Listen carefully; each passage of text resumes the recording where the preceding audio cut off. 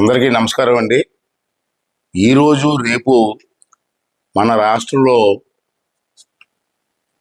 Teachers, anganwadi, RTC, ఏపీఓలు, పిఓలు అందరూ కలిసి battle voting జరుగుతుంది. ఆ విషయం మనందరికీ తెలిసిన విషయమే.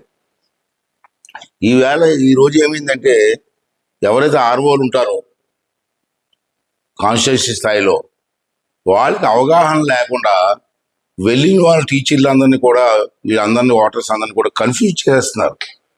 ఏంటంటే కన్ఫ్యూజన్ అంటే మా ఆర్డీఓ నర్సీపట్నం ఆర్డీఓ ఉదాహరణ తీసుకుందాం.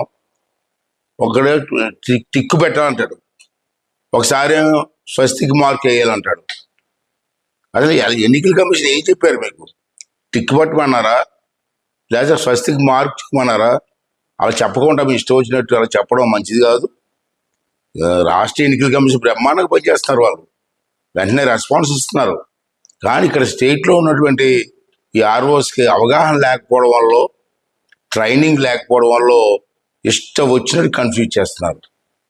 అంటే ముందు ఎన్నికల కమిషన్ వాళ్ళు ఈ ఆర్ఓస్కి ట్రైనింగ్ ఇవ్వండి సార్. రేపు ఎలక్షన్లో కూడా అలాగే కింద మీద పెడితే ఓటర్లు అందరూ కన్ఫ్యూజ్ అయిపోతారు. కాబట్టి దీని మీద చర్య తీసుకోమని చెప్పి కోరుకున్నాను. అంచేత మీరు ఏం చేస్తున్నారంటే మళ్ళీ మా ఆర్డీఓ గారు ఏమంటారంటే స్వస్తికి మార్కు వేయచ్చు, టిక్కు కూడా పెట్టవచ్చు అంటాడు. అదే కూర్చున్నది మాకు కూడా కన్ఫ్యూజ్ వస్తుంది. అంచేత స్వస్తికి మార్కు టిక్కు కూడా పెట్టచ్చు అని చెప్పి మాకు ఒక లెటర్ ఇవ్వండి. మాకు ఆధారం ఉండాలి కదా.